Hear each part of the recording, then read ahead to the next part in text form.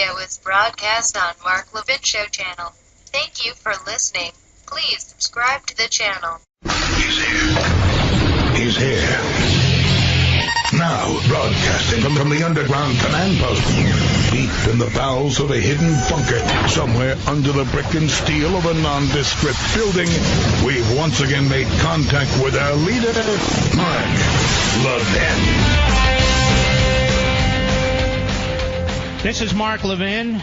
Our number 877-381-3811. 877-381-3811. Can you hear me? Well, we have a connection. I'm on. I'm speaking. Well, it appears we have a connection problem here, right? I'm on. Okay. We've been having some technical difficulties. You can't hear me, Mr. Producer? Yes or no? All right. Woo. Woo, woo. 20 minutes before the show. We've been hustling. Okay. Well, here we are again, ladies and gentlemen. Politicians on TV, terrorism experts on TV, former senior FBI officials on TV, and so forth and so on, telling us everything we already know. Here we have a 29-year-old Uzbekistani who came to the United States in 2010, lived in Tampa, Florida. He rents a truck from Home Depot, legitimately in New Jersey, drives into New York, and runs down a bunch of people on a bicycle path. So far, 8 dead, at least 12 are injured, probably more. This is the 9th time this has happened in this country. 9th time. And everybody's going to throw up their hands and say there's nothing we can do about it. Now, of course, he yelled, Allah Akbar. Allah Akbar. Now, when somebody yells that in the middle of an attack, those are obviously acts of terrorism, acts of war. Now, we're not allowed to mention the religion that this person belonged to. We're not allowed to mention that we have radicals within our midst. We're not allowed to mention any of this. Now, if it's a white guy, we can go on and on about a white Christian, on and on about that. We got that. But here we're not allowed to mention this, because if you mention it, you're said to be attacking the entire religion. Nobody's attacking the entire religion. If you mention it, you're said to be attacking all Muslims in this country. Nobody's attacking all Muslims in this country. The country would look very different if we were. But there's a problem. These attackers don't yell, Good Yontif, or whatever the language of the culture or religion and so forth. So we have this problem in this country. It is a perplexing problem. We're always told we need to be able to speak about race. We need to be able to speak about sex. We need to be able to speak about this, speak about that. But we're not allowed to speak about this. We're not allowed to talk about it. Because it's considered very, very dangerous. The left will attack you viciously, even though you're not saying anything wrong, even though you're not trying to be provocative in any way. The fact of the matter is, this mass murderer self-identified. He self-identified. And we're supposed to ignore it. And I don't want to ignore it. If we do not have conversations about this, how are we ever going to solve this problem? And it's not just in this country, obviously. It's in other countries, too. It's in other countries, too. I cannot accept politicians and media who insist that we pretend that the identity, the self-identification of an individual is irrelevant. It's of no consequence. And you'll hear them, the leftists of all backgrounds on TV and radio, say exactly, Americans do this, and these do that, and so forth does this, and Christians do that, and white guys do that, black guys do that. It's not the point. That's not the point. The point is most people don't get in trucks and mow people down. This has become a pattern. If this mass murder had used a semi-automatic AR-15, you'd be hearing a lot of discussion about that, wouldn't you? You'd be hearing a lot of discussion about that. So this is a huge problem. Let me ask my dear wife, would you please pull a copy of my book, Plunder and Deceit? There's something in there that I want to go back and discuss with you folks about the national security sense, that a fairly recent survey or poll of the Muslim community within the United States shows that the vast majority are patriotic Americans. But there's a significant minority who are not,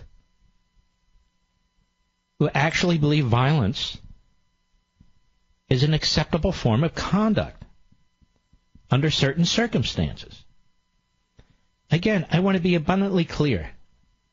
I am not, in any respect, even though my words will likely be twisted, condemning an entire religion. I am not condemning an entire people. You know what that is? That's bigotry. That would be bigotry. On the other hand, to ignore when some mass murder kills 8 people, by the way, some of whom may well be Muslim, slaughters 8 people, runs them down in a truck, and yells, Allah Akbar, what are we supposed to do? Pretend that's not the case? It is the case. And as I say, you risk just raising this the way I have. It's just easier to keep your head down. Now, I want to read this to you. This is from Plunder and Deceit, page 152. A recent Pew Research Center analysis underscores the seriousness of a particular problem. The results of Pew's research discloses that while the vast majority of American Muslims oppose terrorist organizations and tactics, the vast majority. So the vast majority are good, law-abiding, decent people. I have friends who are Muslims. That's not even my point. There are still a distressing number who support the use of terror tactics against civilians. Respondents were asked, this isn't my research, this is Pew. The respondents were asked whether they believe that suicide bombing or other forms of violence against civilian targets are justified to defend Islam from its enemies. That was the specific question. 81% oppose such tactics under any circumstances. 8% say these tactics are often or sometimes justified. Another 5% responded that the use of violence against civilians might be justified in rare circumstances. As there are 1.8 million adult American Muslims in the United States, this suggests that at least theoretically as many as 13,000 support the use of suicide bombs or other forms of terrorism. Again, it's not my survey. The survey also showed that native-born Muslims, in particular African-American Muslims, are more likely to support the use of violence. Now, should I be shouted off the air because I'm reading from an actual survey of actual human beings who gave actual responses? Now, Pew reports that, quote, a significant minority, 21% of Muslim Americans say there is a great deal, 6%, or a fair amount, 15% of support for extremism in the Muslim American community. So, you have a significant minority of Muslim Americans saying within their community there is support for extremism among Muslim Americans. And it's on the rise. Furthermore, nearly half of American Muslims say that Muslim leaders in the United States are not doing enough to speak out against Islamic extremism. This is a good thing. Over half of American Muslims are saying their leaders are not doing enough to speak out against extremism.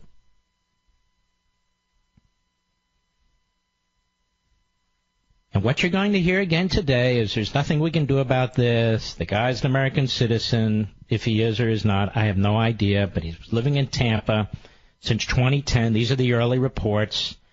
He's from Uzbekistan.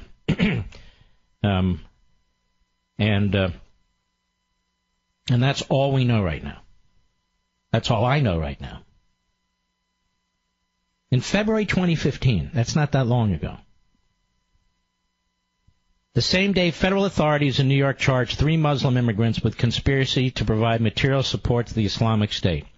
FBI Director, the late not-so-great James Comey, told a meeting of state attorneys general, I have homegrown violent, extremist, domestic terrorist investigations in every single state.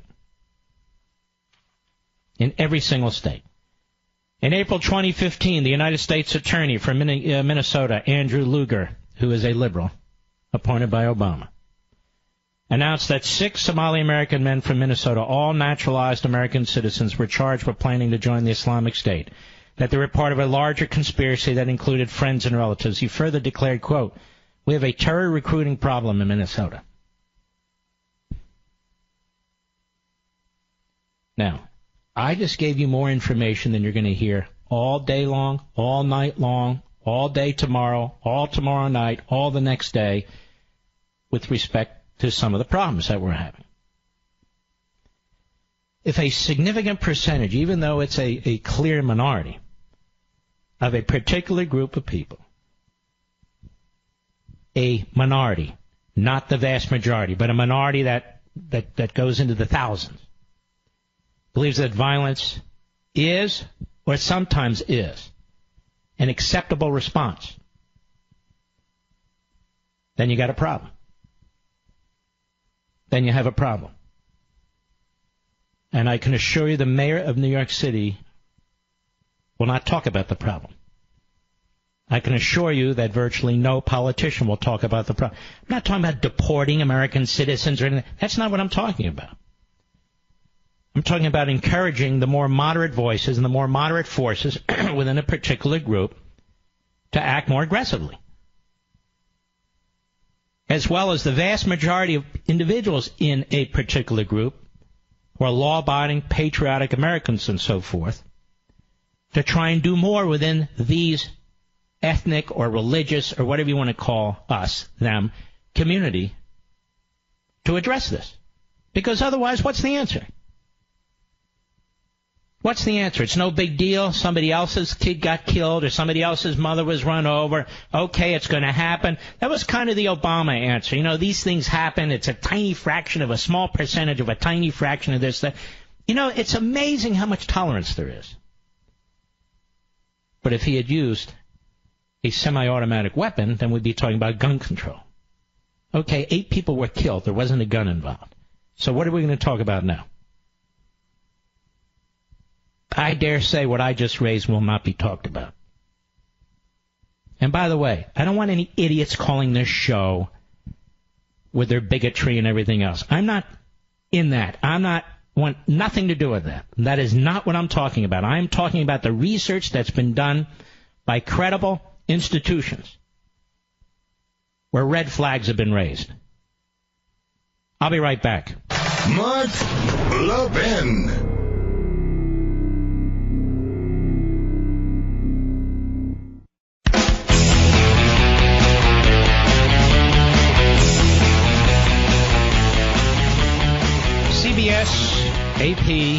CBS News confirms the accused driver's 29-year-old, I can barely pronounce this, Sayfullo, S-A-Y-F-U-L-L-O, Habibulavic, H-A-B-I-B-U-L-L-A-E-V-I-C, Saipov, S-A-I-P-O-V. An earlier report said he came to the United States in 2010, basing this on news, I'm not making it up, and he's originally from Uzbekistan. And it is confirmed that he hollered Allah Akbar after he mowed down all these people in a bike path and got out with 2, they weren't really guns. I think one was a paintball gun and another may have been a BB-type gun. Apparently he was shot, but unfortunately he wasn't killed. May I say that? Am I allowed to say that? Shot in the gut where he could suffer for about 3 days, but apparently my wish will not come true.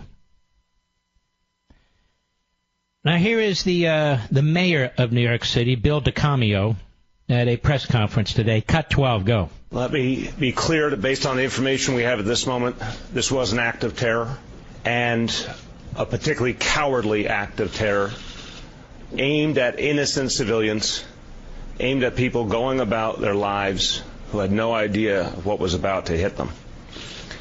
We, at this moment, based on the information we have, we know of 8 innocent people who have lost their lives and over a dozen more injured. We know that this action was intended to break our spirit, but we also know New Yorkers. All right, let's stop. Stop right. These are the lectures we're going to get. That America will not be stopped by this. We know America will not be stopped by this. That Americans will continue to do their business. We know Americans will continue to do our business. That the vast majority of Americans are good people. We know the vast majority of Americans are good people. That the vast majority of Muslims are good people. We know that the vast majority of Muslims are good people. It's almost as if they have a talking point list they go to when things like this happen. This is the 9th time, my understanding, we've had this in this country. Lord knows how many times this has happened in other countries. It's going to get worse before it gets better. It's going to get worse before it gets better. I'm going to go back to plunder and deceit, because I did a lot of research on this at the time. It's just worth noting it. Terrorists are not living and training only in faraway third world countries. Attacks have occurred in Paris, London, Madrid, and Jerusalem, and obviously in New York, Washington, the skies above the United States on 9/11. It is also a virtual certainty that terrorist sleeper cells are secreted in America.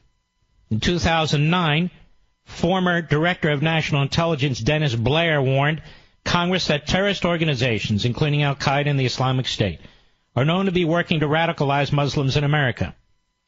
Iran and Hezbollah have a strong recruiting presence in the United States, Mexico, and throughout Latin America. Former Obama administration Attorney General Eric Holder and California Senator Dianne Feinstein acknowledged as much following the slaughter of writers and cartoonists at a Paris magazine office. New America Foundation senior fellow Robert Wright explained that homegrown terrorists are an immediate concern, such as Fort Hood and the Boston Massacre and numerous others. I'll be right back.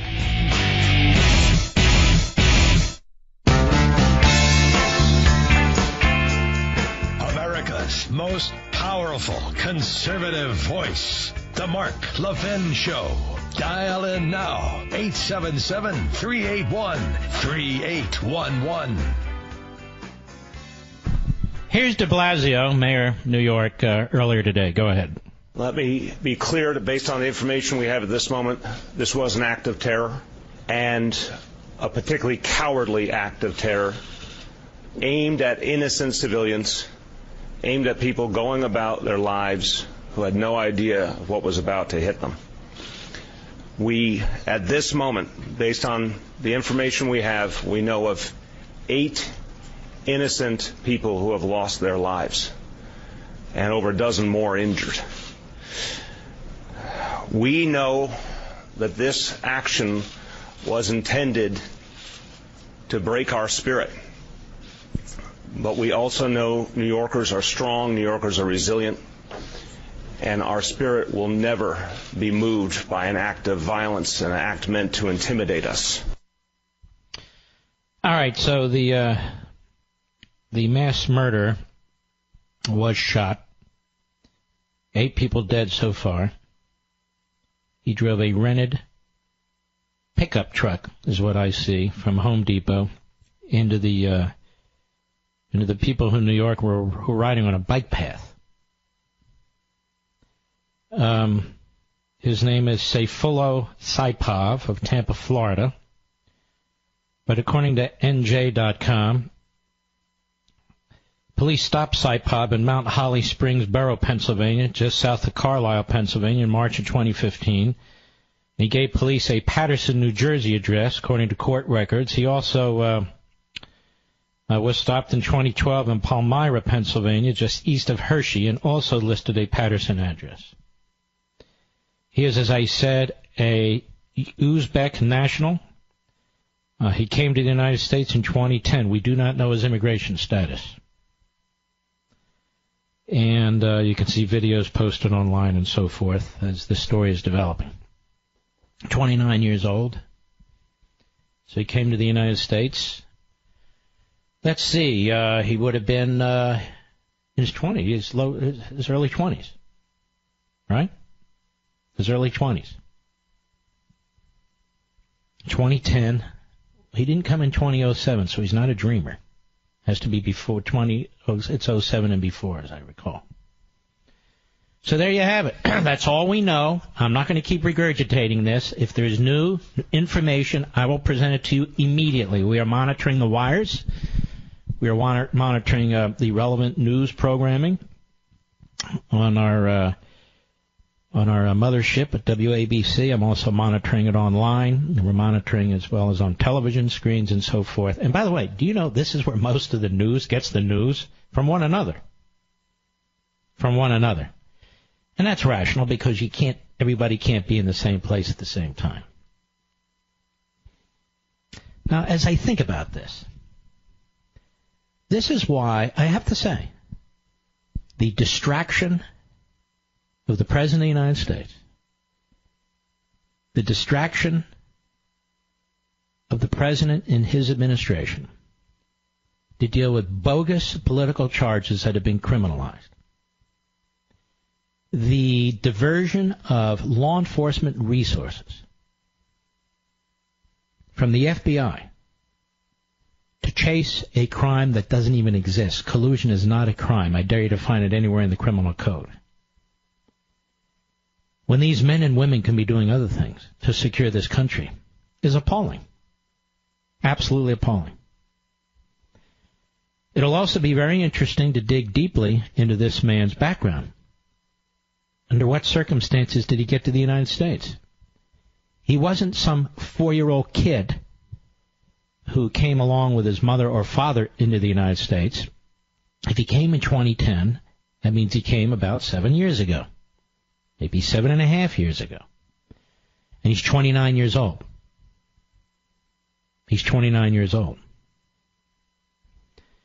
The courts today run our immigration policies. The courts today are determining who can come. And as far as the courts are concerned, that is the Obama courts, and 40% of the judges were appointed by Obama, anybody can come. As a matter of fact, if you listen to the federal district judge in Hawaii and the federal district judge in Maryland, both Obama appointees, there is due process for people who want to come into the United States. That is, aliens who seek to come into the United States. We have to provide a justification to keep them out. It's crazy. And they have a due process right, apparently. That is a challenge if we keep them out. Now, that has never been American policy. That's never been American law, but it doesn't seem to matter to left-wing kook activist judges, whether they're federal district judges or appellate judges, in some cases Supreme Court justices. And then we're told, well, what can we do about it? I just heard some so-called terrorism expert on cable TV say, may have to get used to the fact that this is the new norm. And then they tell us we're Americans, so we get on with our lives. Well, Americans don't accept terrorism as the new norm, do we? No, we don't. No, we don't. The President of the United States, Donald Trump, has tried to put in place executive orders that are constitutional and statutorily, and meet statutory requirements, statutorily legitimate, they always have been, to limit immigration in this country from refugees from certain countries. And in many of those cases, these are countries that are, in fact, majority Muslim. But more than that, they're countries that are unstable, or they're countries that are hostile to the United States. And he wants to do that to limit the occasions of terrorist attacks in the United States, or criminal attacks in the United States. This is not a theoretical matter. It's not an abstraction. It's not an academic matter. It's not about bigotry or racism or anything of the kind. It is reality. Reality. If you want to view Europe as a testing ground for open immigration, then take a look at Europe. It's a disaster. It's a disaster. With significantly increased crime rates and so forth. There's a lack of assimilation. A lack of assimilation in Europe. Because the progressives don't believe in assimilation. They don't believe in the American culture. We have all these things going against us. And, of course, a president of the United States who they want to impeach or imprison because he disagrees with them. So we need to know what happened in 2010. How this man at the time who was 21 or 22 or 23 got into the country, on what basis? Was he a refugee from Uzbekistan? We don't know his status. Could very easily be legal, but we don't know his status. We don't know anything about him yet. Hopefully we'll know something soon. But I guarantee you that all the law-abiding Americans are going to be lectured about what's wrong with us, about what's wrong with our heads, what's wrong with our thinking. There's something wrong with us. And that we need to control ourselves like we're out of control. We're not out of control. You watch. I guarantee you this is the sort of thing that's going to take place. And don't you love it when leftists tell us that we're Americans and we fight through these things? We know that. Do they know that? Do they know that? So while we're busy pulling down statues, of Confederate generals that are, 100 years old, 150 years old, depending on the statue, and feeling good about ourselves. We better really pay attention to the threats that exist in this country. It's not history, good, bad, or indifferent. It's reality. It's reality. The statistics I gave you at the top of the hour, at the beginning of the show, are not statistics I made up. They're from the Pew Research Center, which in many ways is a left-of-center organization. It's not some white supremacist organization. It's not some right-wing organization. It's not some racist organization. They gave us the hard facts. They gave us the hard facts. Now, I'm not going to tolerate from any phone caller any bigotry whatsoever. I'm just not going to tolerate it. But I will tolerate honest discussions. Honest discussions about what's taking place. Let's go to Gary, Clarksville, Georgia, the great WCHM. Go. This is Sergeant Gary Bryson, Northeast Georgia. I'm a career peace officer. I'd be interested to know how many of these 9 incidents involve people from countries that the president has tried to place a mandate on to temporarily suspend immigration so that the vetting process can be refined to prevent these people from coming into our country. I mean, are we willing to accept terrorism in our country just on a basis as frequent as they're having in Europe? And because these people do not assimilate. And what can be done that these left-wing judges can be preempted to where some process can be put in place to protect the American people? That's my job. That's what I do. Life is my priority. I don't care what color, what race, what religion, but something is going to have to be done because we are about to come into the instability in our country. We're about to come into a civil conflict. Listen, you make a lot of excellent points. Now, this guy was a Uzbeki, or Uzbekistan, which used to be and in some ways still is part of the old Russian orbit, back then the Soviet Union, one of these captive nations and so forth. And in some ways that country's been in alliance with us. We need to know more about this specific situation, but as a general matter, you're correct. Franklin Roosevelt, who the Democrats claim to love, they claim he's the greatest president in American history, he was very focused on immigration. Now, he did some things I strongly disagree with, like the internment of Japanese Americans and Americans of Japanese descent, which was outrageous. But, of course, they give him a pass on that. They give him a pass on that. What the president had proposed, as a matter of fact, was a very moderate proposal. And it was a temporary respite to ensure that our vetting system was strong enough and to ensure the countries that from which these refugees or immigrants were based were also capable of vetting these individuals and telling us about them. And if these are enemy countries, or if these are countries that are in the midst of a civil war, that becomes an impossibility. So what do? You just open your gates? President Trump said, no, we don't just open our gates. And I agree with him. All right, officer, be careful. We appreciate it. Thank you. You, sir. All right, best to you. Robert, Grand Rapids, Michigan, the great WKZO. Go. Mr. Levin, I love your show. I have been a listener for quite a while, and I've learned quite a lot. Thank you. I must say, it is quite an honor for you to be speaking to me today. Yes, it is. You don't have a criminal record, do you? Nope, I'm as clean as a whistle. All right, just checking. All right, I got a question for you, and then there's a kind of a point to it if you give me a couple of minutes. Have to go fast. I got 1 minute, All not right. a couple. Which do you think is worse right now, the constant terrorist threat that we have in this country, or the crimes that are being committed by the illegal immigrants that are in this country?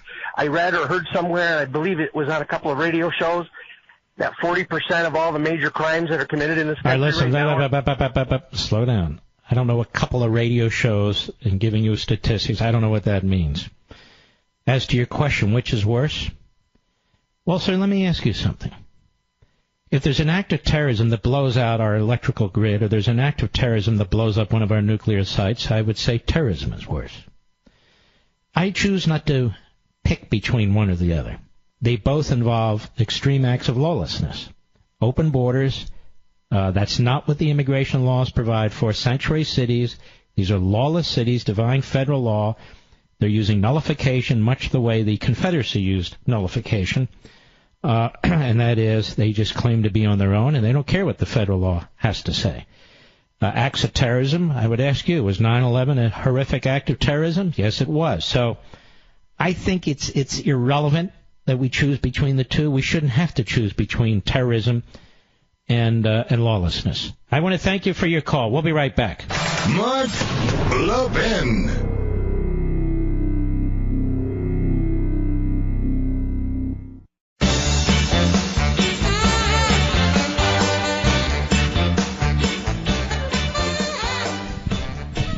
So this mass murder piece of crap, after he's done killing 8 people and injuring dozens others, in this mass slaughter, he gets out of his pickup truck that he rented from Home Depot in New Jersey, and he walks down the street with what appears to be 2 guns. One was a paintball gun and the other was a pellet gun, but nobody knew that. And he's walking down the street. Now let me ask you a question. If this were Texas or Virginia, not Northern Virginia, other parts of Virginia, you think a guy like that could do that and just walk down the street with 2 pistols in his hands? Without some hero with a carry permit taking care of business? That's the second issue I'm raising that will not be discussed by anybody else. Not to politicize this. This is self-defense. That's what these weapons are for. That's what the Second Amendment's all about. Guys walking down the street after slaughtering 8 people and leaving others to die in an act of terrorism. And because you're not allowed to have a pistol in New York City unless you go through some Rube Goldberg type of system, which is very, very difficult and complicated. He's walking down the street with what appears to be 2 guns. Nobody can stop him but the cops. What if he had 2 guns? What if he had 2 semi-automatic pistols? And he starts popping people along the way. I'm sorry, I'm bringing up another uncomfortable subject. You know, by far, my Casper is the best mattress I've ever slept on. No other mattress even comes close. And it helps me get the best night's sleep, period. You're going to love Casper as much as I love mine. Switching to a Casper, that's a no-brainer. It's a higher quality mattress at a more affordable price. I'm sleeping cool and comfortably every night, much better than on the old overpriced mattress I used to have. Casper ships right to your door for free in a small, how did they do that, size box? They'll even pick it up if you don't love it, and they'll refund you everything. From its breakthrough design and superior quality to its packaging to letting you try it for 100 nights. It's no wonder Casper was named one of Fast Company's 50 most innovative brands of 2017. Put Casper to the test in your own home for 100 nights, risk-free. Just take your old mattress, lean it against the wall, check out the Casper. I know you're going to take the Casper. You're free to do that. Go to Casper.com and use code MARK, and you could save $75 on your purchase. That's Casper.com, code MARK. Minimum purchase required. See the site for details. Terms and conditions apply. That's Casper.com, code MARK. You know, he's telling the lawyers, get a hold of a contract or an advertisement. And don't forget this, and this. Okay, got it. But I have my Casper mattress, and I love it. Tony, Grand Junction, Colorado, KNZZ. Quickly, go. Thank you, Denali. I was just going to share a story of an Iraqi man I met, because like yourself, most of the Muslims I know, I have friends and spend time with. He came here in the first Gulf War because if he didn't, he was going to be, he had the option of joining the army or him and his family being killed if he didn't join with Hussein. So then I was talking to him a little bit. I said, well, does it ever cross your mind to go home, back to Iraq? And he looked at me and said, they view me as a traitor if I go there. All right, I got to run, Tony. I apologize. That music means I have to go. I'm not talking about deporting people who are here unless they're criminals or something. I'm talking about controlling our border and our immigration system. We always used to do it.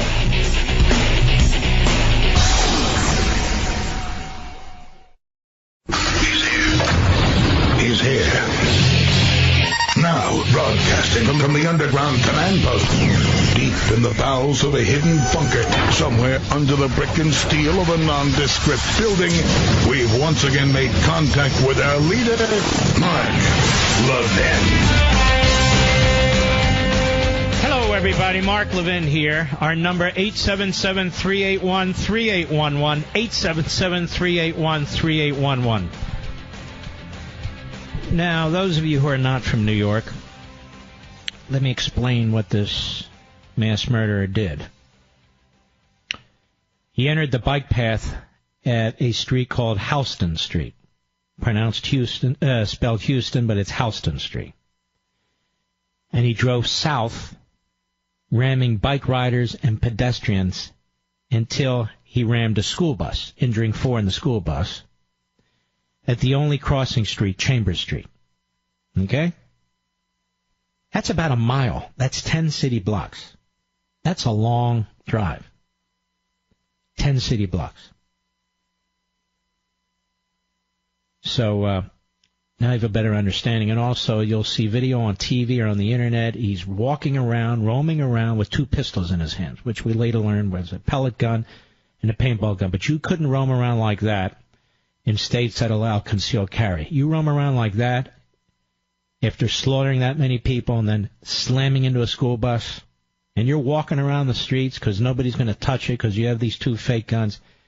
That happens in a city that has some of the strictest gun control laws in the entire nation. Just saying. Just saying. And just to wrap this up until there's more news on this issue, if you want to hear it over and over and over and over and over again, you can watch cable, I can assure you. And they'll run the loops over and over and over and over again. This is a 29-year-old who came to the United States in 2010 from Uzbekistan. It's said that he lives around Tampa, Florida, but a New Jersey website, news site, reports that he was stopped twice in Pennsylvania in the last several years, and he claimed New Jersey as his home. He yelled Allah Akbar after he got out of his pickup truck, which he had rented from Home Depot, and walking around with the 2 guns, the fake guns, as it turns out. Well, they're not fake, a paintball gun and a pellet gun, but fake guns in the sense not as you would expect a handgun. That literally is all we know. Those are the essentials after several hours. of reporting. Those are the essentials. 8 people are dead. Many have been injured. I've seen the number 12. I've seen the number 15. I'm not sure we know. And I'm not sure we know the status of each and every one of them either. I'm not going to speculate. I've told you exactly what I think. You're going to hear the same thing over and over again. This is the new normal. I guess we're going to have to get used to it. But we're Americans, so we continue to move ahead and so forth. First of all, what's this new normal crap? What's this new normal crap? This isn't normal. It's terrorism. By its very definition, it's not normal. But what are you going to do, Mark? First of all, you're a little bit more careful about who comes into the country. It's not going to be a perfect system. It never can be. But it can be a more perfect system. It can be a better system. So you try and cut your quote-unquote losses or the opportunities for terrorism or criminality. And we've so romanticized immigration. Immigration could be good. Immigration could be bad. But we have a couple of problems in this country. Number one, the lack of effective assimilation. Because the progressives in this country believe in balkanization and division. That's who they are. That's what they believe in. Assimilation means people become more and more patriotic toward their country. Well, the progressives can't have that. They don't mind going through the motions, but they don't believe it.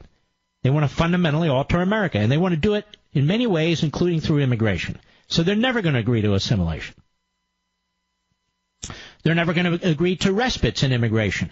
Our history is filled with immigration. It's also filled with respites, where we didn't have much immigration to allow for assimilation.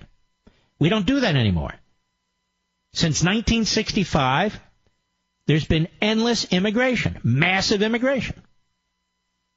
Then when you raise an objection, you're turned into a white supremacist, even though it's not just white people who raise these concerns. There's all kinds of people who raise these concerns, including Muslims, including Latinos, including African Americans. When some nutjob drives a truck into a group of people, that nutjob is not discriminating among whom he's slaughtering. He's slaughtering anybody who is in front of him. This is about protecting American lives. All American lives. All American lives. And while the reporting on this is going to go on and on and on and on, you're not going to hear the statistics about the percentage of individuals who support violence. You're not going to hear it. You're going to be told, don't say anything, behave yourself. You know, it's a tiny, tiny fraction of a percentage of what occurs in this country, and so forth and so on.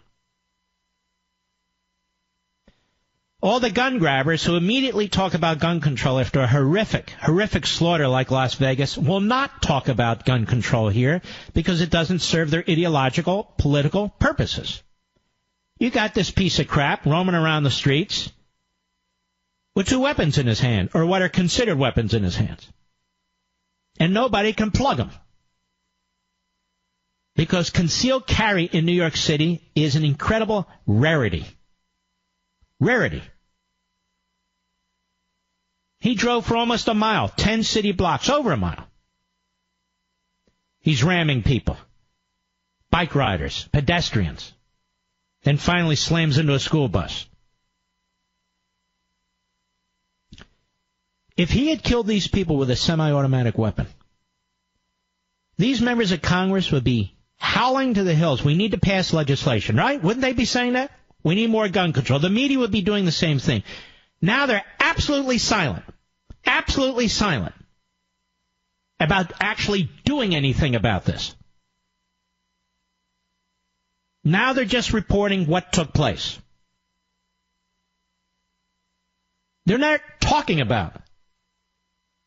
They're not talking about the fact that we have an issue, not just in this country, but in other countries, with people who self-identify with Allah Akbar. Again, a small percentage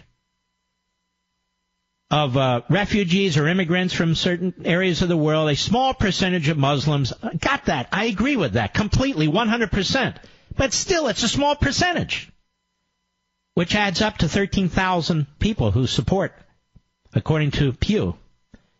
Violence sometimes or violence, period. Period. The former Attorney General, Eric Holder, Dianne Feinstein, they talk about homegrown terrorism. But that's all they talk about. They won't talk about the issue, the problem, and how we address it. It needs to be addressed. But nobody wants to have an honest discussion about it. Oh, we don't talk about race enough. We never stop talking about race.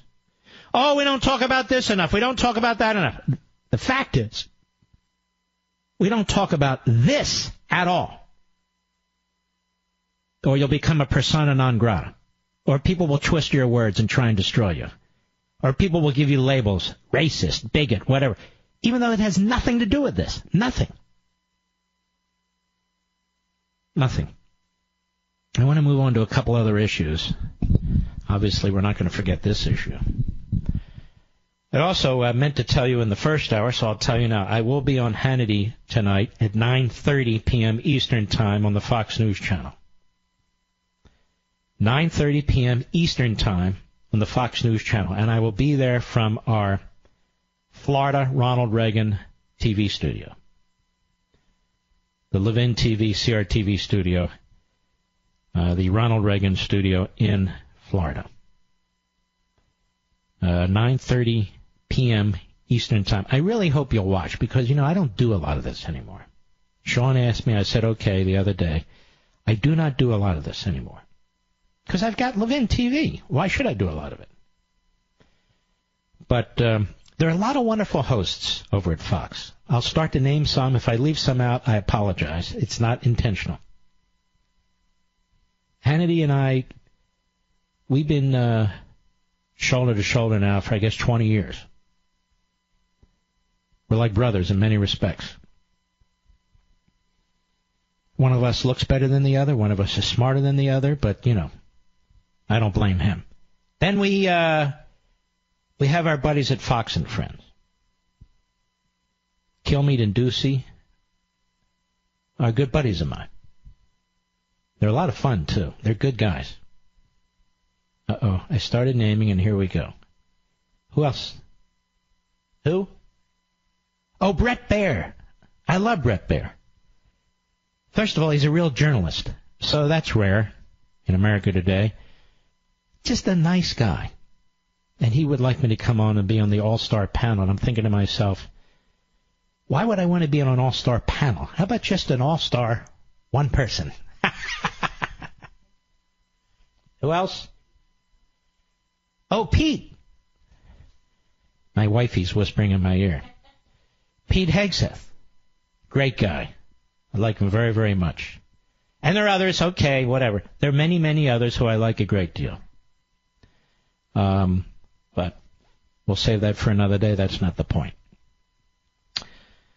All right, I want to get into this other stuff. There's no getting around this. These indictments. I spent a lot of time on this yesterday. The more I thought about this, the more pathetic I think this is. Let me give you some examples. Mark, you're defending Paul Manafort. I'm not defending anyone. I'm spelling out what I've read and my objective analysis of it. Have you ever heard of anybody being involved in money laundering for the purpose? That's a felony. Have you ever heard of anybody committing a felony for the purpose of covering up a misdemeanor? Failing to file as a foreign agent is almost never charged in federal court. As Andy McCarthy pointed out yesterday, and I pointed out, what the feds do is they say, now get in there and file your form. Because the goal is to get you the file, not to throw you in prison. It's a filing issue. Technically, if you violate it, it's a misdemeanor. So one of the arguments our brilliant Mr. Mueller and his 16 ragtag hacks make is that Mr. Manafort and Mr. what's the other guy's name? Gates? That these two men laundered money in part in order to conceal the fact that they're federal agents. Well, that's brilliant. So they committed felonies in order to conceal what, in the worst circumstances, is a misdemeanor. Now, does that make sense to anybody? Mark, who do you think you are? You think you're a legal beagle? No, I'm just reading it. Here's another one for you. They laundered money through foreign banks, ladies and gentlemen, for the purpose of concealing their income for tax purposes. Okay. I assume you charge them with tax evasion? No. They're not charged with tax evasion. So I'm scratching my head. I'm saying, no, wait a minute. And by the way, before they would bring these charges, they would consult with the tax division of the Justice Department. They would consult with the Internal Revenue Service and their special unit of hotshot, investigators. And this is truly bizarre. So in other words, they launder money to cover up the fact that they didn't pay taxes, and yet they're not charged with tax evasion? What are they going to do, amend their complaint? Why would they need to amend their complaint? Then they headline their first charge up there saying, conspiracy against the United States. Now, most prosecutors, they don't write conspiracy against the United States. The charge title is conspiracy.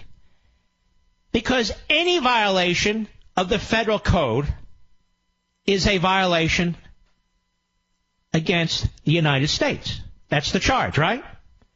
But they put that hotshot marquee up there to grab the attention of morons like Chris Matthews. Look at this, a conspiracy against the United States. Like they're the Rosenbergs or something, like they're involved in espionage, like the Obama administration. Well, that didn't happen. Then we get another schmo who confesses to a false statement, which is a Mickey Mouse charge, a false statement. He made a false statement. And all the Democrats and all the media, see, that's proof of collusion. This guy, he was trying to set up meetings with the Russians through this Professor Dimwitty or whatever his name was, and he was part of the Trump campaign. And see that? Collusion. Was he charged with collusion? No. Did they want a special counsel? Yes. Did he charge this guy with collusion? No. Has anybody been charged with collusion? No. Now, the Manafort and Gates stuff is 2014 and back. Was Donald Trump a candidate in 2014? No. Did he have a campaign in 2014? No. And this other guy, Papadopoulos.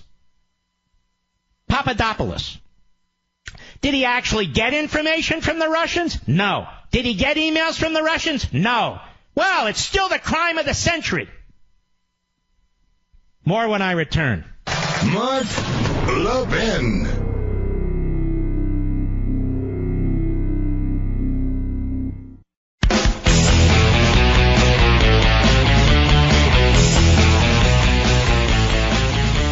I've got more to report to you on the mass murder terrorist from Uzbekistan who hollered Allah Akbar after he got out of his vehicle, slaughtering numerous people.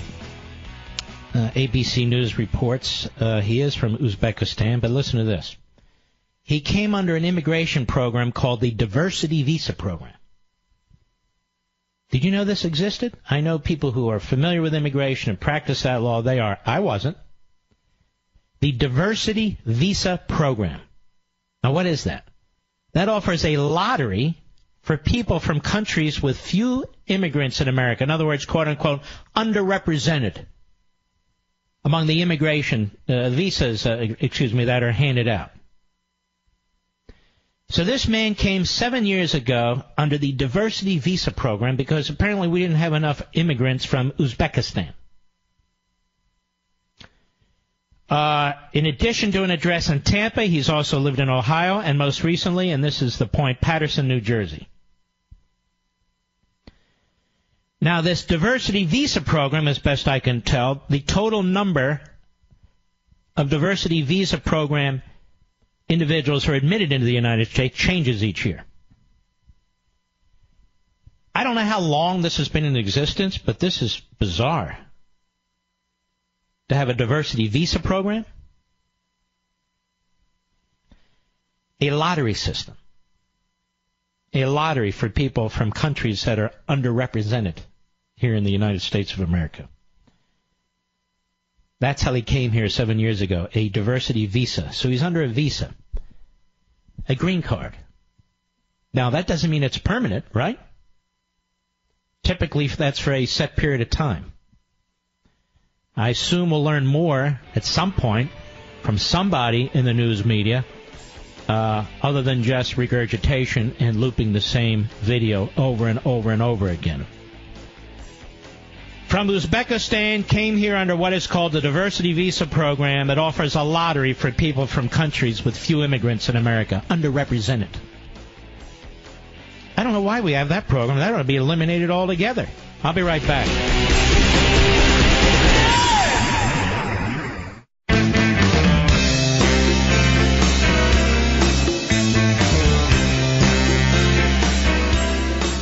Just in time for Halloween, the Chuck Schumer and Nancy Pelosi nightmare continues. Call in now, 877-381-3811. Okay, we've learned a little more, or we've researched a little more. The Diversity Visa Program was passed in 1990. Passed in 1990. It took effect in 1995. Do you know who the sponsor is/was of the Diversity Visa Program? Do you know, Mr. Producer? No, it was New York Senior Senator Chuck Schumer.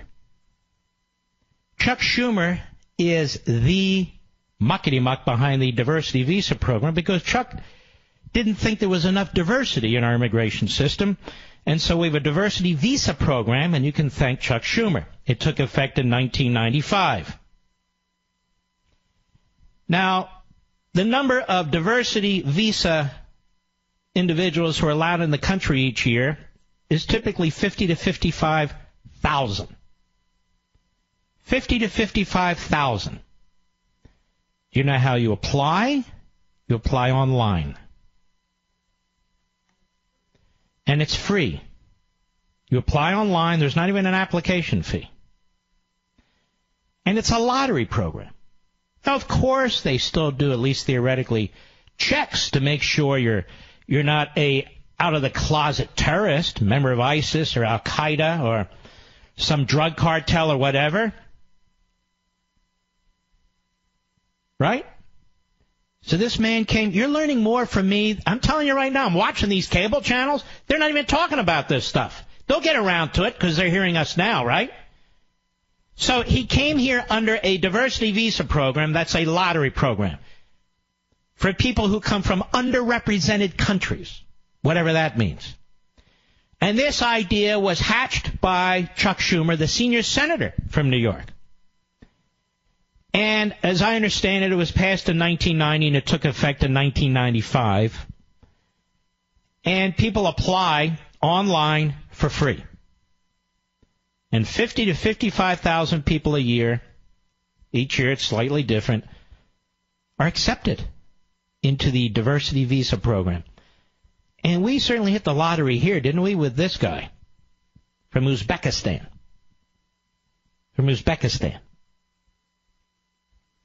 Maybe somebody will ask Chuck Schumer, who sponsored this legislation, about his diversity visa program. And I know what he'll say. Look, the vast majority of people, that's what we'll get. Let me remind you, the purpose of immigration is not the focus on the individuals who are aliens or the focus on other countries. The purpose of immigration is to improve America. The purpose of politicians is not to improve other countries, immigration systems in other countries. They can give their advice. Sure, that's swell. But when it comes to voting and appropriating, they're supposed to be looking out for America. The purpose of immigration is to improve, if not sustain, our culture and our society. That's the purpose. That's why you're not supposed to have open borders. Now, this has been in existence, this diversity visa program, obviously since 1995. It's actually been in place. I had never heard of it before. Even though it's 22 years old, I'd never heard of it before. Is the purpose of the diversity visa program that Chuck Schumer sponsored to improve America? No. It's just another inane, insane, moronic idea from another radical progressive. And the idea is that America should not discriminate against these countries that are underrepresented, which is absolutely nuts. Absolutely nuts. So you have a lottery system. And apparently this mass murderer in 2010, he won the lottery. We lost the lottery, obviously. He won the lottery. He won the lottery. The bike path mass murder. And then they tell us these experts who come on TV who aren't even aware of the diversity visa program. We have congressmen now coming on TV who aren't even aware of the diversity visa program. They won't even talk about it if they are aware of it. They act like it doesn't exist. Well, you know what? This is just, it's the normal. We're going to have to accept this. Accept what? Get rid of this stupid program. I never heard of it before. The purpose of immigration isn't diversity. The hell is that? And you can apply online, and you don't even pay a fee? While they're talking about limiting our IRAs and 401ks or our tax-deductible property taxes or state income taxes? What's all this free crap that everybody gets, particularly aliens, including illegal aliens? Free health care, free education. You deduct your property taxes, your income taxes, or you dare to deduct the interest on your mortgage, and you're said to be being subsidized. Subsidized? You're living within the rule of law. You're following the tax code, and all of a sudden, rather than just slash tax rates across the board, they want to steal money out of your other pocket. You realize the Speaker of the House, as a side note, has been trying to reach me for 3 days? No offense. I don't want to talk to him. He's a lovely guy. I think Paul Ryan's a very, very nice guy. Sorry. I don't agree with all this stuff. Oh, and then we're going to have a millionaire level. Oh, good little Marxists. Good little Marxists. Count me out. Count me out. Not interested. Anyway, do you think they're going to change the diversity visa program? Anybody here think they're going to change the diversity visa program? I don't think they're going to change it. If somebody wins the diversity lottery,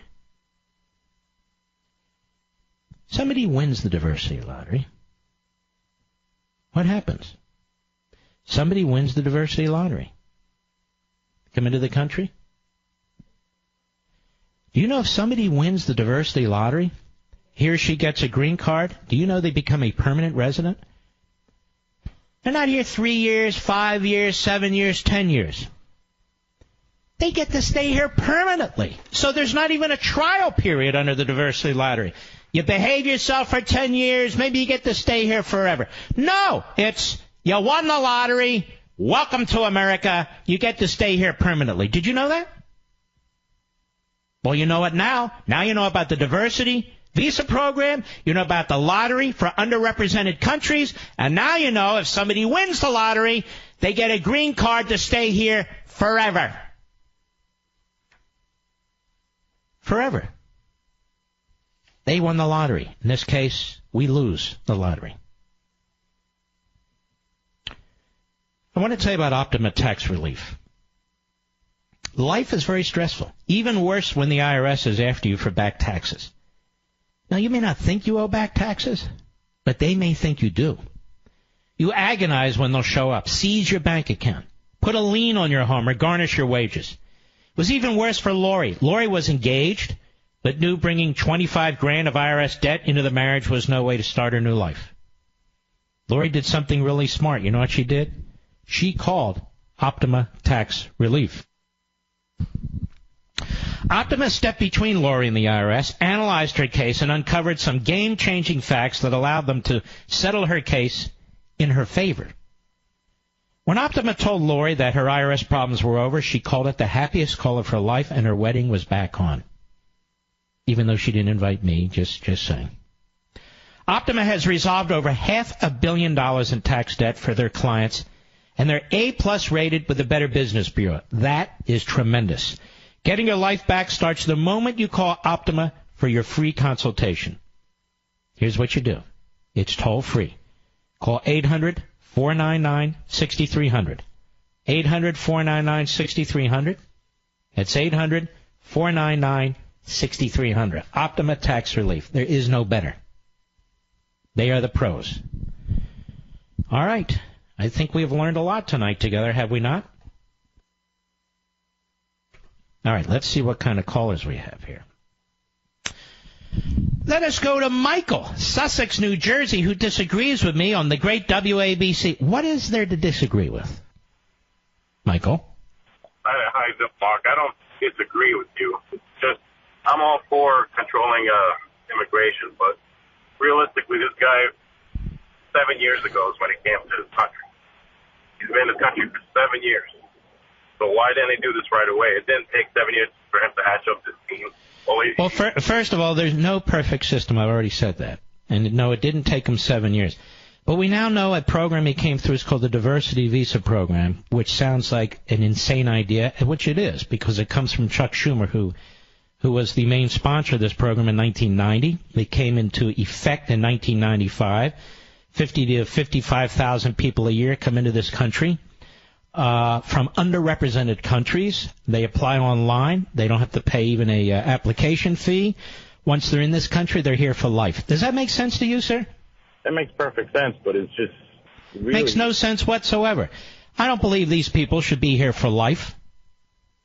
My point is, actually, that it's very alarming that somebody's brain could work that way. Regardless of where you were born, he flipped the switch.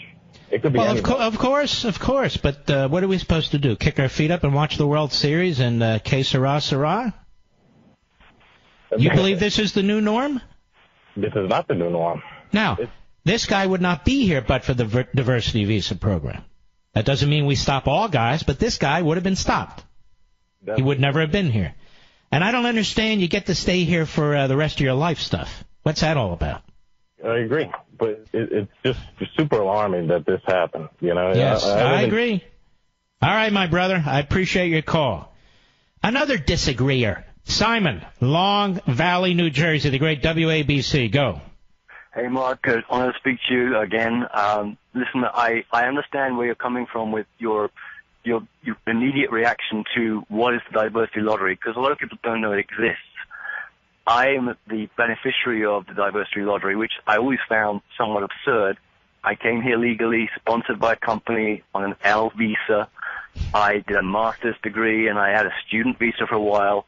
My visa was going to run out, and my wife, who is from Argentina, discovered that we like living in America. We really wanted to stay here. Why would you come through the diversity visa program? Because my visa was running out, and as you said, you can literally put your name in the hat. You can apply online. And well, why didn't you just apply for the normal route rather than the diversity visa program?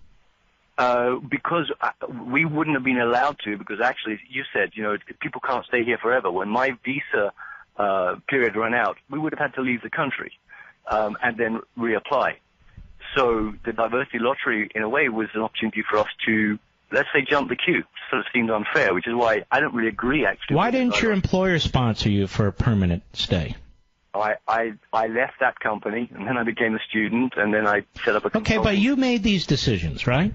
Yes, I did, consciously. Okay, if you had stayed with the company, and you sound like a great guy, and they applied for you to have a permanent status, you may have come through that way, correct? That is correct. That's correct. And some of my former colleagues did exactly that. Hold on now. And if there wasn't a diversity visa program, that's exactly what you would have done, correct?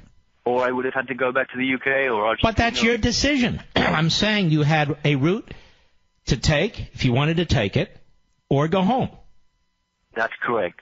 But listen, let me also qualify a couple of things, because it's interesting here. When you win the diversity lottery, which we did as a family, we were resident here. We had to go to the UK and on our own dime, and actually we did pay a lot of money, hundreds of dollars, like $800 each, for part of the visa process.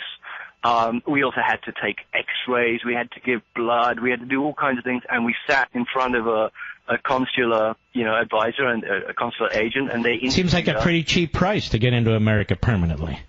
Well, it was, but if I had either that or crawl across the border, that would have been cheaper, I guess. Would have been cheaper. My friends laugh at my daughter. They think she's from Argentina, so they laugh that she's Mexican because they don't. But I don't know. believe in the diversity visa program. You could have come through another way. Quite frankly, it may have inconvenienced you, but so what?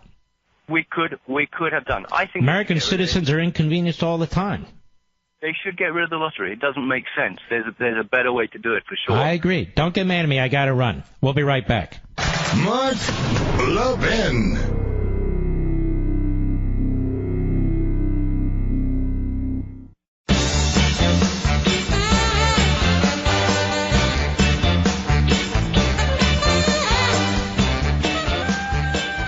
Apparently the diversity visa program existed before 1990.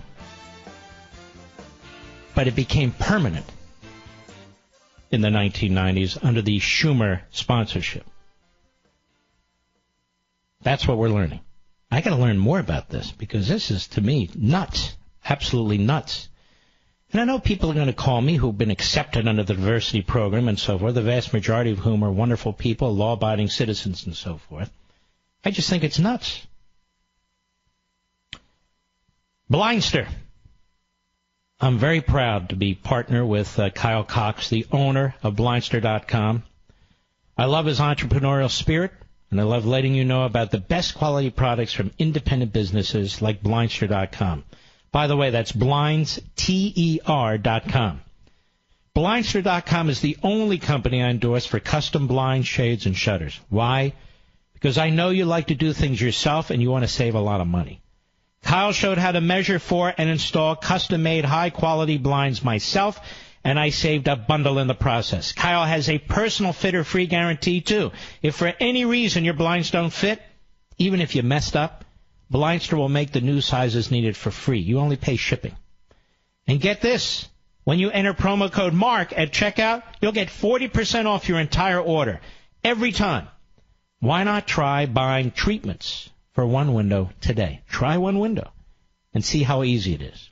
I think that's a great idea. Try one window. I know you'll come back for more, just like we did.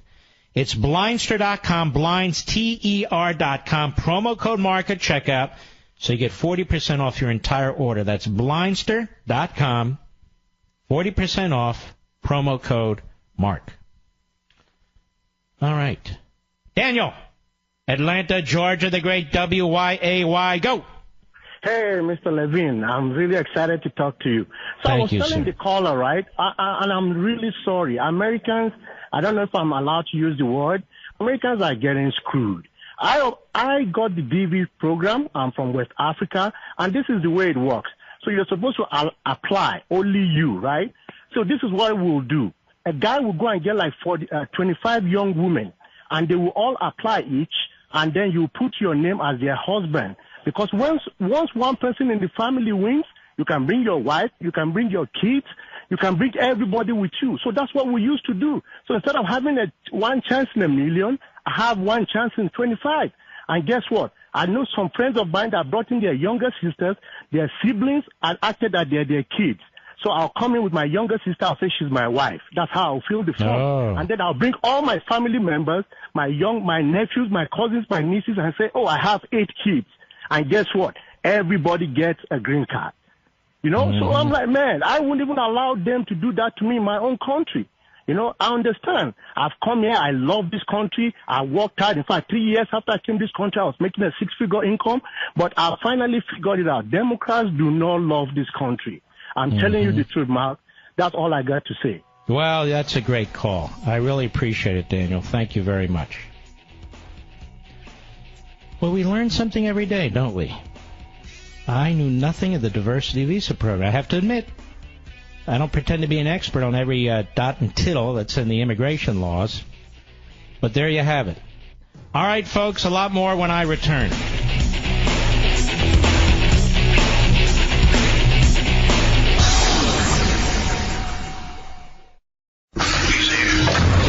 He's here.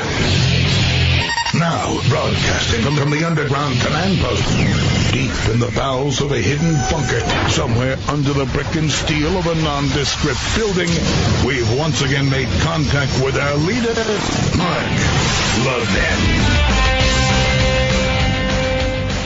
Hello, everybody. Mark Levin here. Our number, 877-381-3811, 877-381-3811. So this diversity visa program under different names has been in place, not permanently, but certain years at certain times in the past.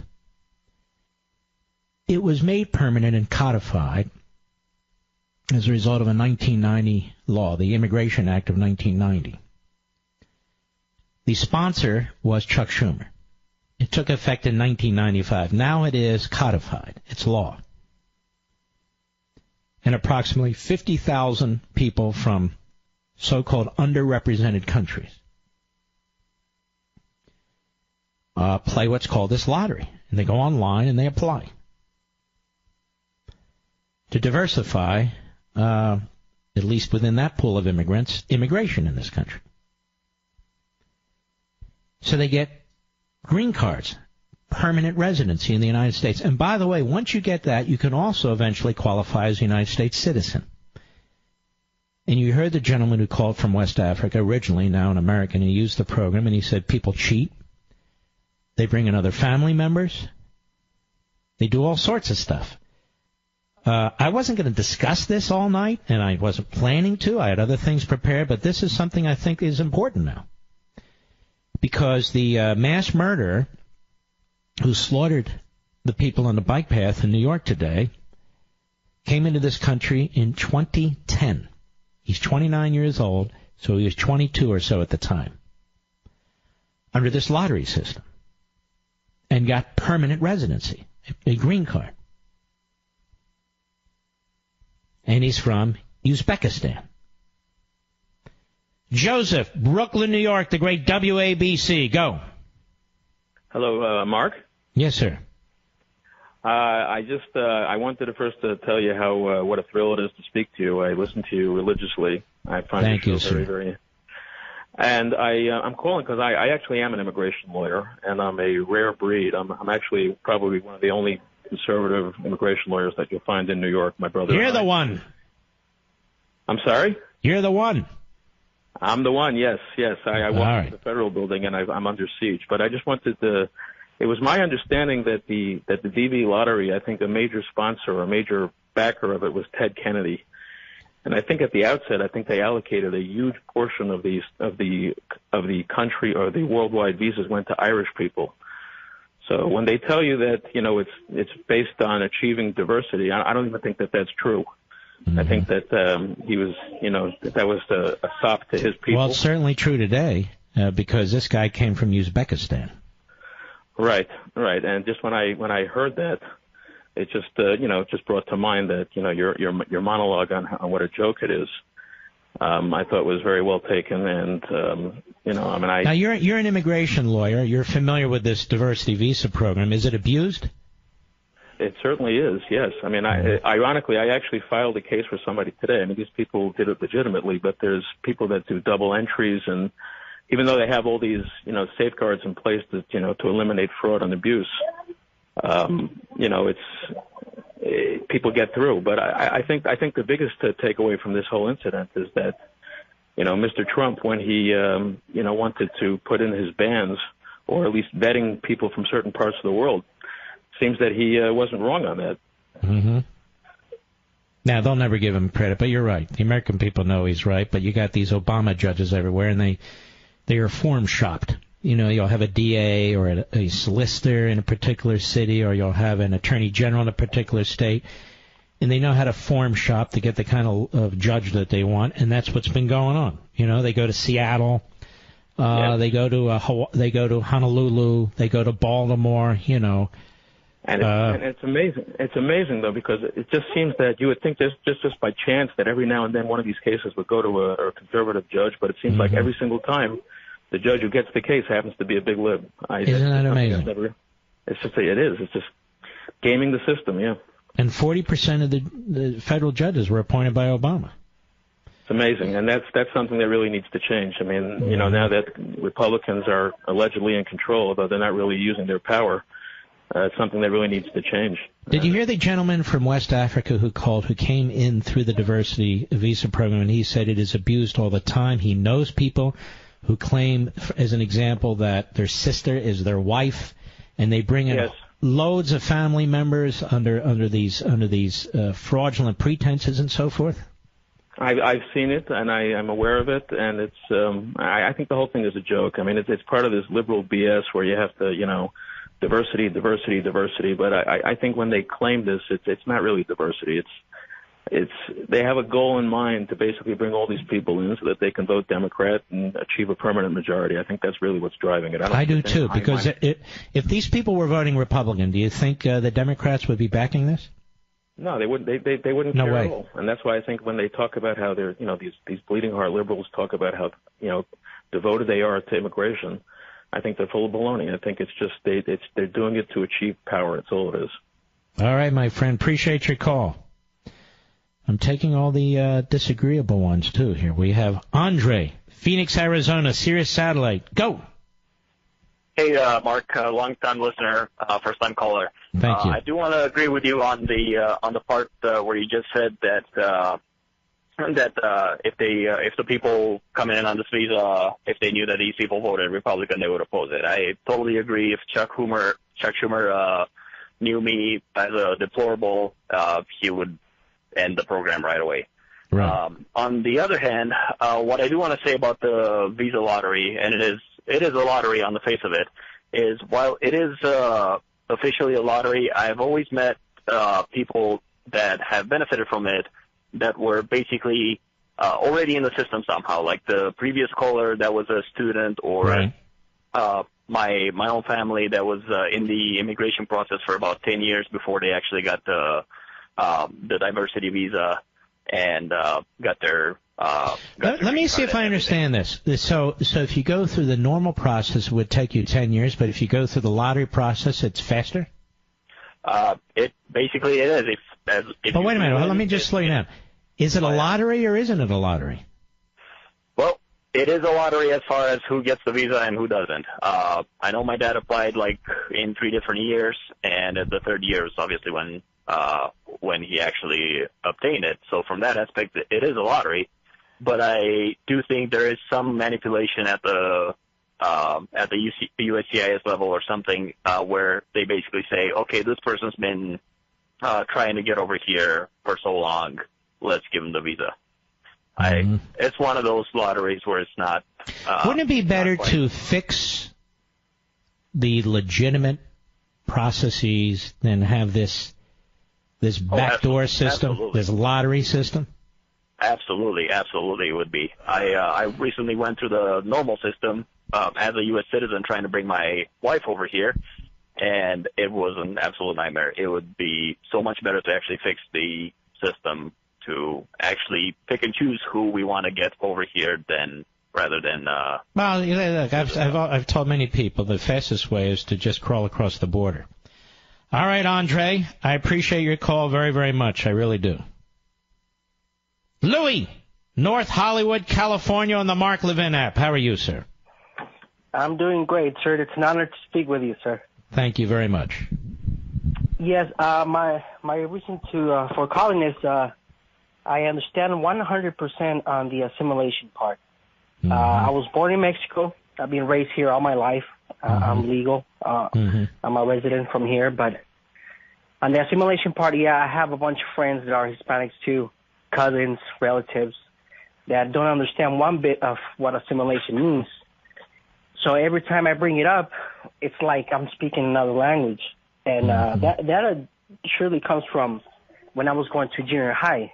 That way they were teaching us about not really becoming Americans. It was just so in junior high in California, they were discouraging assimilation. Yeah, pretty much. As a matter of fact, I never ever heard of anything about assimilation. Mm-hmm. One thing I do remember was even from back then, it's that Republicans were for the rich and the Democrats were for the poor. So yeah, of course. Yes. So for all this time, I had that belief, and they came from school, from nowhere else. Until 2010, I changed my views on all this. Listening to conservative radio. And it's not that I was brainwashed; it's just common sense stuff. But I'm here. I'm planning to become a citizen and to become American. Wonderful. And serve this country and whatever it needs. This is my country now. You are the perfect immigrant, Louis. You really are. And I want to thank you. And you take care of yourself. Wonderful call there. We'll be right back. Mark Levin.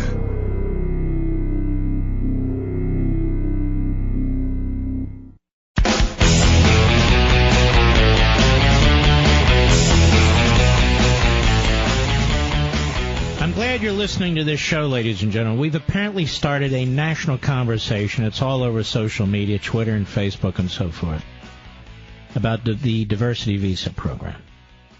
In fact, I'm told now Fox is picking up on it, too. This show is monitored all the time. Just is. I can't blame everybody.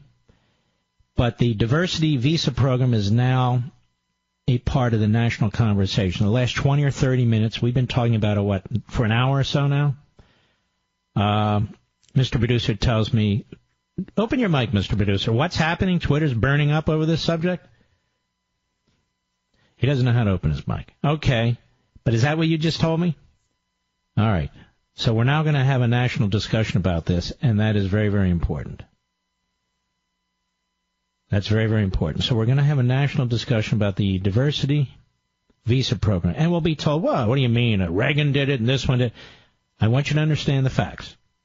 In 1990, it became part of the Immigration Act that was passed by Congress, signed by the President, made it a permanent program. It actually was instituted in 1995 as a permanent program, and it's been operating ever since as a permanent program. It was sponsored in 1990 by Chuck Schumer, the senior senator from from New York, Chuck Schumer. Okay? And there's this lottery program, and here's how it works. If, let's say, a man is married to a woman and has 7 kids, if the man wins the lottery, he can bring his wife over and the 7 kids. And as you heard from the gentleman who called who was originally from West Africa, and he called and he said he came through this program. He knows many people who commit fraud. He said, for instance, one man was accepted in the lottery program by the lottery, said that his sister was his wife, and she came in and she brought all her family over.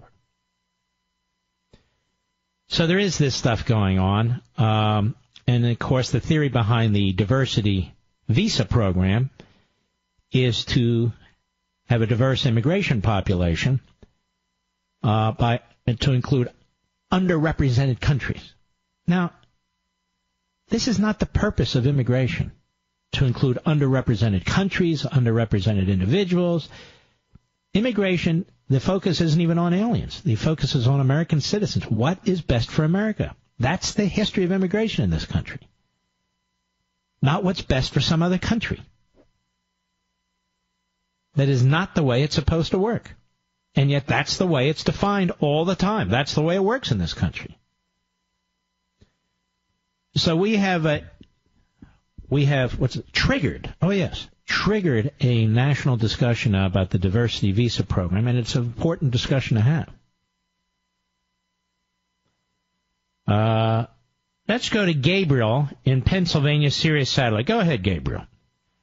How's it going? How may I help you, sir? Yeah, I just think you're overlooking this way too much. I mean, there's different types of visa. Like, I came here through the U visa. And, just a quick question. Does the Vegas... Are you here legally, or did you overstay your visa? No, the U visa, it's when you are a victim of an American citizen committing a crime over you. So an American citizen committed a crime over you? Yes, this person did something horrible to me, and it allowed me to stay here for 5 years under But protection. I'm trying to figure this out. How did you come here originally? Oh, she came to get me from my hometown, and I drove across the border on the passenger side seat, and she spoke to the CBP. This is back before so you came in 9/11. illegally. Correct. So you came in here illegally, and somebody abused you, and you used that visa, and now you're here permanently. Now I became a U.S. citizen, matter of fact. And this woman abused you, you're saying? She abused me, yes. How old were you at the time? Barely 21 when that occurred. I was. So you're here. You were here. So this is but what you're telling, that's a non-immigrant visa. It is an immigrant visa. No, it's a non-immigrant visa. I just looked it up. The U visa. Well, I got a work permit within the year. Sir, your story's changing. Have you noticed that? No, it's not. You got a work visa. You told me you got a U visa. I just looked it up. That's a non-immigrant visa. Okay, a U visa allows you to petition a work permit within a year or Okay, but that's not what you said. You said you got a U visa because somebody mistreated on you. Yes. All right. Can you get off the phone? Well, yeah. You don't even know what you're lying about. You're lying. I mean, I've looked up all the visas, the visas that you mentioned while you're talking to me. Am I right about this, Mr. Producer? He reveals he came in here illegally. That's number one. Number two, he's played the system is what he's done. He's played the system. And I'm not interested. Call another show. Let's continue, shall we? Hugh, Ambler, Pennsylvania, my old grounds there on the Mark Levin app. Temple University Ambler campus. Go ahead. Oh, my gosh, Mark. Every time I call you, buddy, we talk about Temple and Ambler. Oh, well, then you better stop calling. Anyway, go ahead. No, but anyway, great school. Anyway, educated you, brother, and you're I educated myself, really. But anyway, go right ahead. But anyway, listen, real quick. I think we have to be proactive here, Mark. I mean, terrorism strikes again, okay? Here we are. We're talking about, of course you don't hear from Hillary because there's no guns involved, okay? But we need to set up, I think we have to have cement barriers put up around these areas. Like, wait a minute, cement barriers around what areas? Down towards the World Trade Center. Nah, look, you can't. Look, what are you going to do? Put cement barriers there, and then they'll go hit a mall, and we're going to put cement barriers there. Then they'll hit a sports stadium, and you put cement barriers there. Then they'll hit a day camp, you put cement barriers there. Nah, that's not something. I still love you, Hugh. I just strongly disagree with you. I shall return.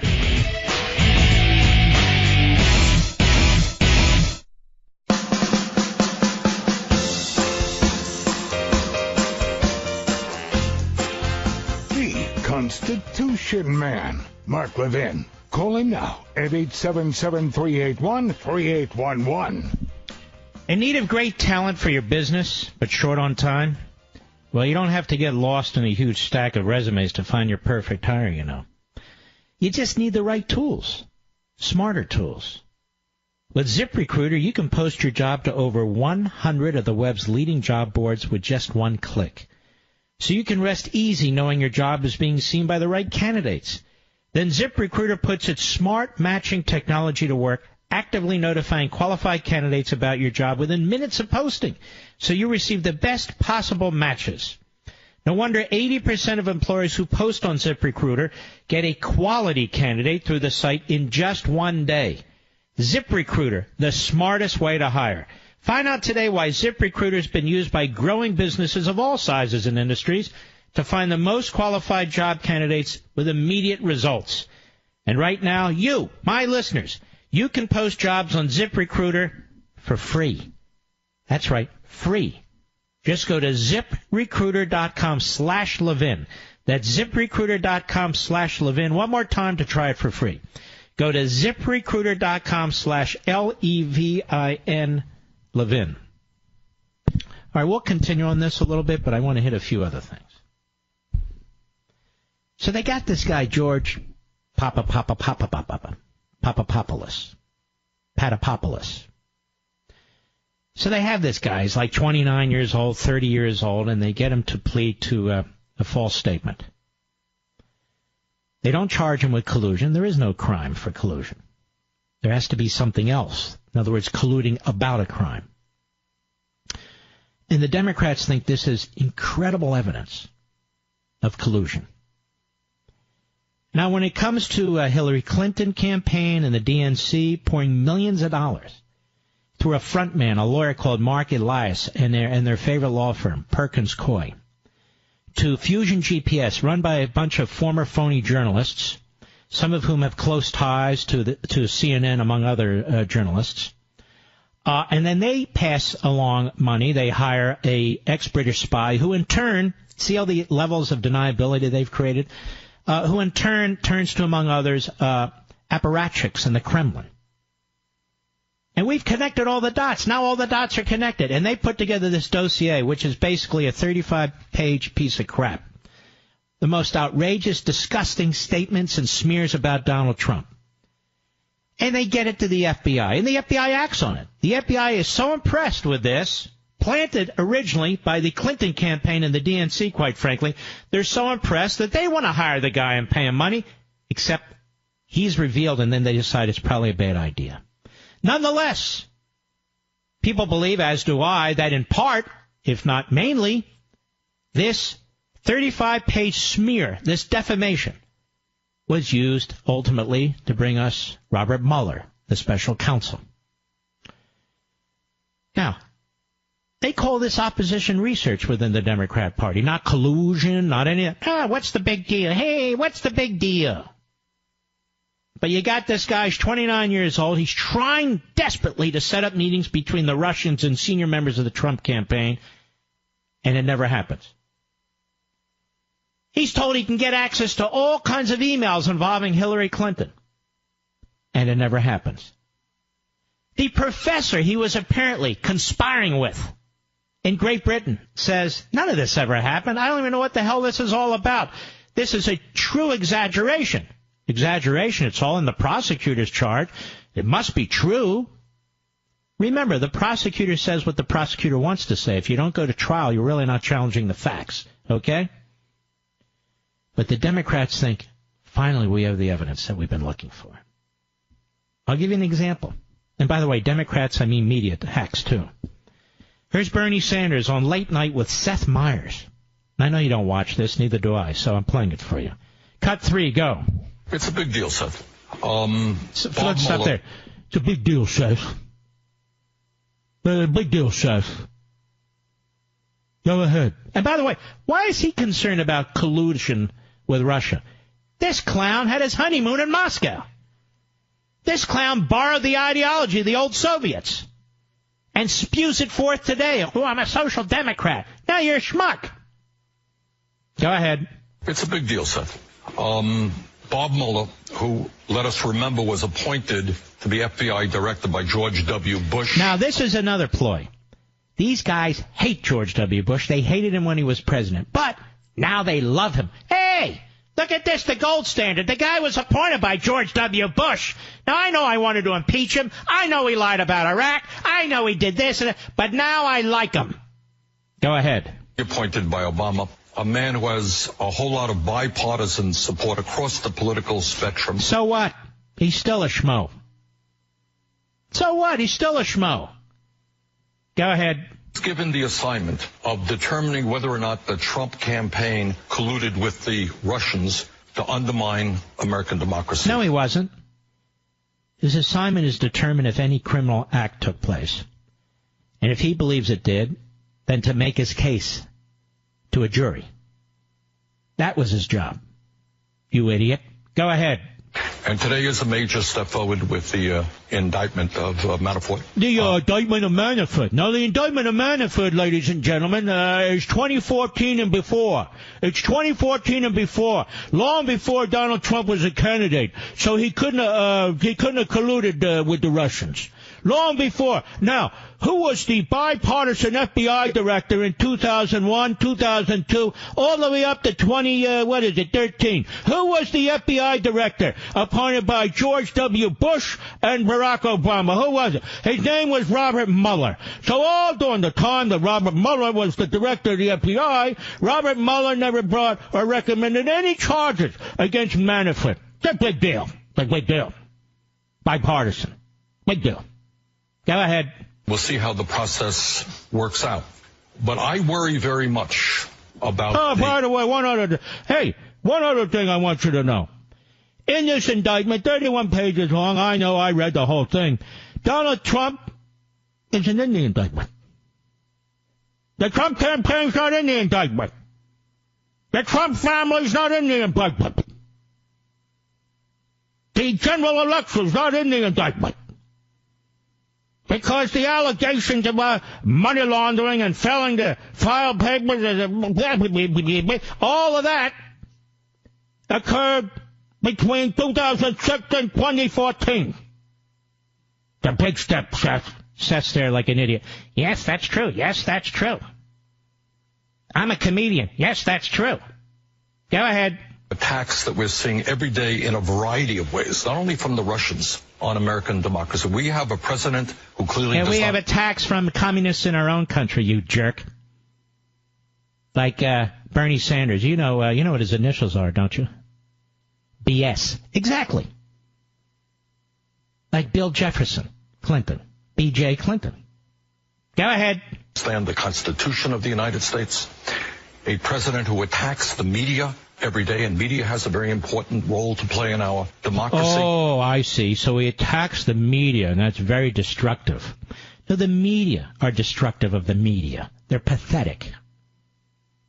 They're pathetic. Now, when the media attack his wife for possible criminality, when the media report, and only a few of them, by the way, report about the FBI investigating his wife, then he's angry at the media. Oh, we have some responsibility here. What kind of media do we have here? This guy should be on the Borscht circuit. This guy should be, what were the names of the play? Then the Pocono. Yes, the Poconos. He should be somewhere like that. Starring tonight, tonight at our dinner club, we got Bernie Sanders, and you get the chicken or the steak. What would you like to have here? Chicken or the steak? On the Borscht circuit here. Go ahead. We are looking at a campaign finance system. Shut up, you idiot. You got some people fooled, but I honestly cannot stand listening to you. Now, let's go on to Joe Scarborough, the morning schmo and Mrs. Schmo. Joe's very, very insightful. Very, very intelligent. He's got a guy sitting across the table from him every single day. Guy's been molesting women. No offense. I mean, he's confessed in many respects. I don't know how many now. 12? 1,400? I don't even know how many.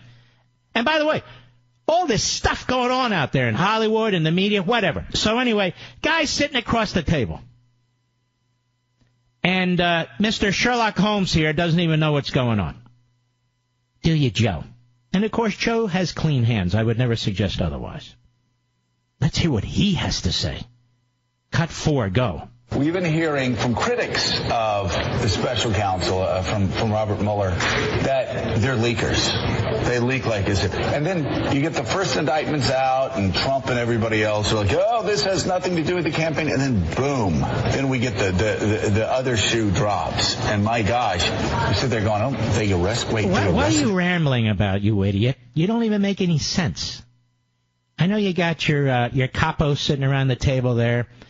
Your beautiful Mrs. Schmo and, I guess, Halpern. You have an empty seat there now? You have an empty seat? You have like a blow-up doll there to replace Halpern? That would be appropriate, I think. Then you got the other guy, the plagiarist, sitting there. What's his name? Mike, what's his name? I can't figure. Well, you got a whole conga line of freaks there. What? Yes? But Barnacle, that's right. Perfectly named, by the way, I would think.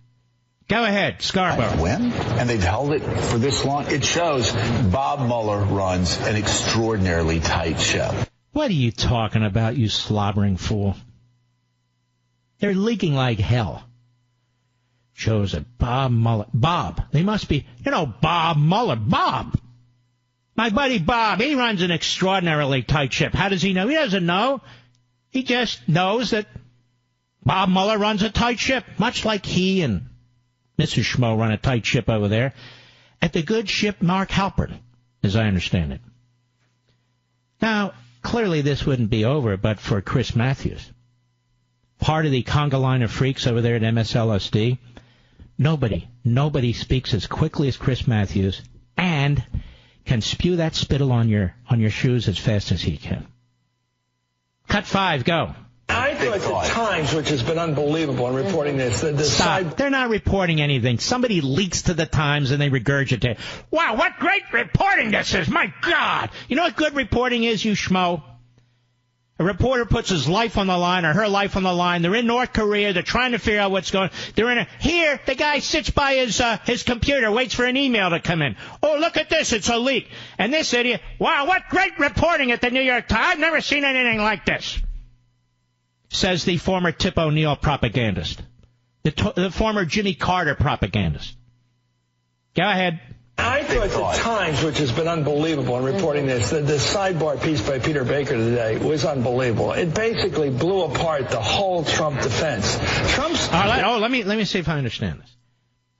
So we have 2 people indicted. Trump has nothing to do with it. It involves events, at least the allegations involve events 2014 and before. For most of the time when Mueller was the FBI director, mind you. Then we have this other one on the side. The guy pleads guilty to a false statement, which is Mickey Mouse. False statement. That's what they got Martha Stewart. Oh, a false statement?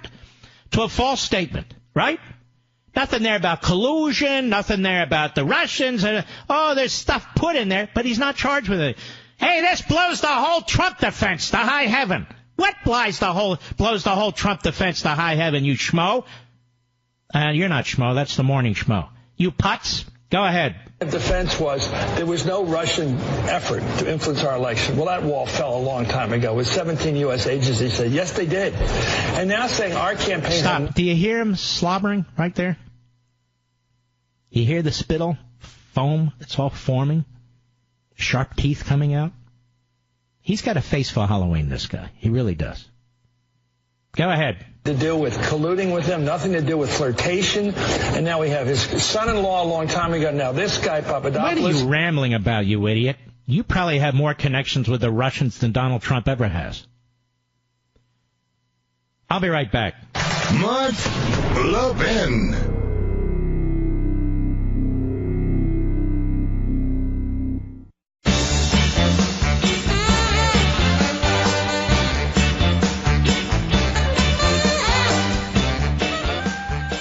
You do whatever it takes to protect your family.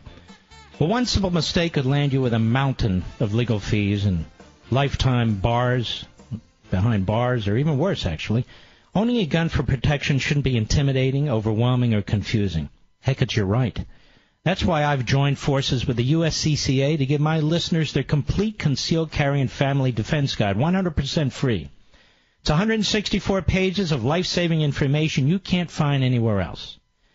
Your free guide will help you understanding confusing gun laws, responsibly own and store a gun, even if you have a little one, train for real-life scenarios, survive the murky waters of the legal system, and much more. Get everything you need to know from the experts in one convenient place. Go to defendthem.com right now to begin your simple and rewarding journey to concealed carry and home defense confidence. And if you hurry, you'll also get the complete audio version and bonus home defense checklist, 100% free. Go to defendthem.com right now for free instant access. That's defendthem.com, defendthem.com.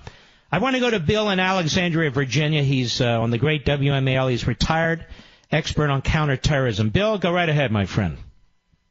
Yeah, nice to talk with you again, Mark. I was working with a counterterrorism team in the 2009-2010 timeframe with other elements of the Department of Defense. And we identified that Al-Qaeda in the Arabian Peninsula and Al-Qaeda in Iraq had identified the diversity visa program as well as the refugee programs as vehicles to get their terrorists into the United States. So it was a system they identified pretty early. They started entering, they told their clean operatives to apply for these visas, both the refugee visas for people who had worked for us in Iraq, as well as the diversity visa program, so that they could get their people into the U.S. to conduct attacks. We worked with... Well, it looks like they succeeded, because this guy claimed to be tied to ISIS, as it turns out. Yeah. The customs guys were all over it. They were very interested, wanted to work it. FBI did not. They weren't interested. Mueller was the head. Mueller was the head. All right, Bill, great call. I much appreciate it. How much time do I have, Mr. Producer? Colin Stretch, Facebook Vice President and Special Counsel, at a hearing today. I want you to listen to this carefully. Lindsey Graham and Colin Stretch. He's from Facebook. Cut 11, go. You said you started picking up foreign interference 2 years ago. Is that right, Mr. Stretch? We've been tracking threat actors for several years, yes. Before the 2016 election cycle? Yes, that's correct. Okay. Did you find activity after the election? Yes, we did. Okay, what happened after the election? Listen. Following the election, the activity we've seen really continued in the sense that if you view the activity as a whole, we saw this concerted effort to sow division and discord. In the wake of the election and now President Trump's election, we saw a lot of activity directed at fomenting discord about the validity of his election. Oh, let me get this straight. Foreign governments, including the Russians, were all over Facebook trying to foment discord about the validity of the Trump election. This entire Russian nonsense has been a complete sham by the Democrats, by the holdovers in the Obama administration, by phony law enforcement types like Mueller and Comey. What a disgrace. Ladies and gentlemen, don't forget I'll be on Hannity tonight. Turns out at 9:40 p.m. Eastern Time. Armed forces, police officers, firefighters, and emergency personnel. See you at 9:40 on Hannity on Fox News, and see you tomorrow on the radio. God bless.